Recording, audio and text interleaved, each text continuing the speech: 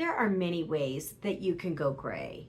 And if you're wanting to have any sort of length, then you're going to have to deal with the demarcation line. So let me share with you some of the tools that will make that journey a little bit easier. My first suggestion is to actually start your going gray transition before you actually quit dyeing your hair. So what I mean by that is to switch from dyeing your roots with a permanent dye to a semi-permanent direct dye product. And this does not change your hair. What it does is it actually sits on the hair shaft without penetrating into it. And with so many washes, it'll actually wash off your hair. So that way you're still covering up your roots temporarily, but underneath you're allowing it to grow out. And so when you finally do quit dyeing your hair altogether, then you've already got a good head start on the growing out process. Another option you can use is using a root touch-up product. And I never really cared for the way it made my hair feel, so I don't really have any suggestions. But if you do have a product that you really, really like, would you please share that with us in the comments below? So I basically chronicled my going gray journey by starting this channel. And so what I used was highlights to help really blend that demarcation line. Now, with using highlights, you do really want to still use them very sparingly because you still have to grow those out. So what you want to do is really break up that line of demarcation in the beginning, and then as it starts growing out, that line really does soften, and so you don't have to continue with the highlights anymore. I basically kept my hair the length that it is now, give or take.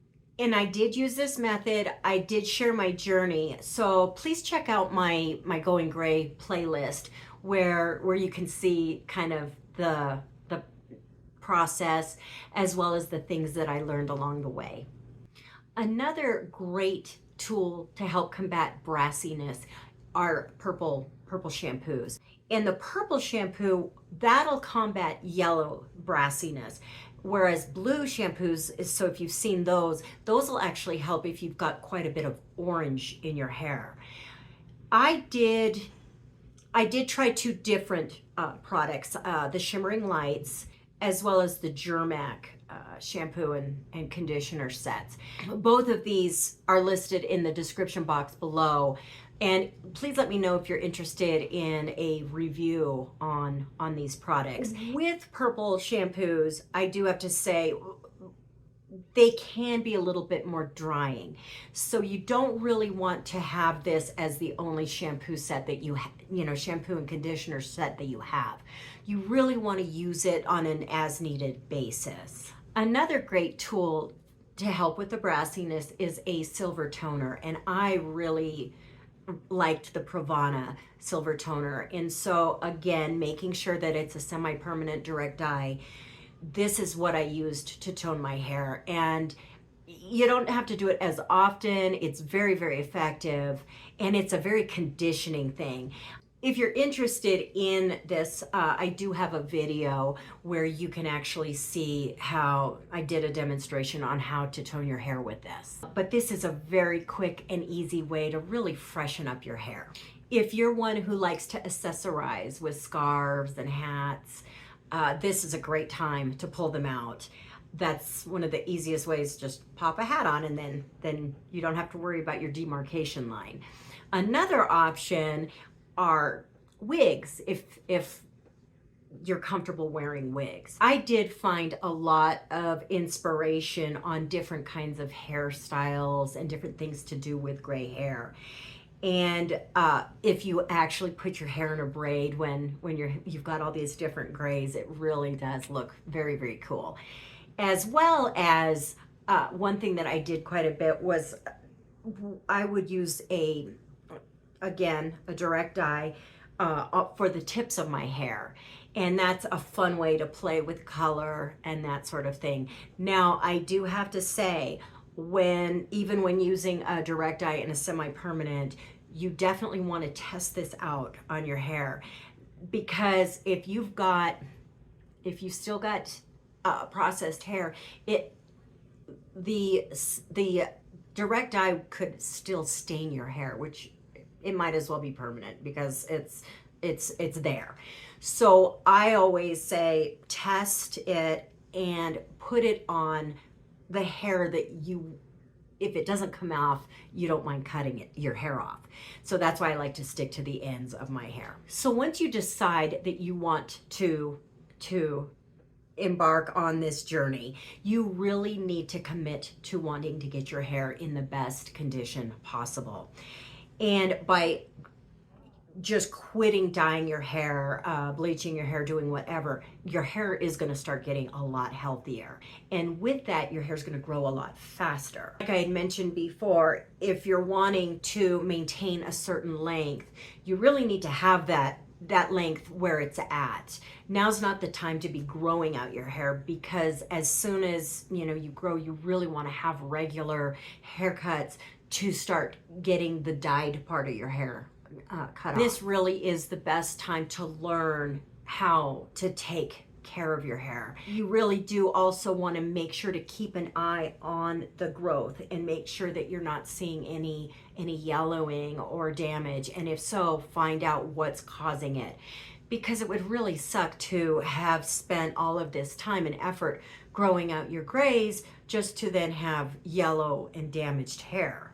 You really should be noticing that your hair is just getting healthier and healthier.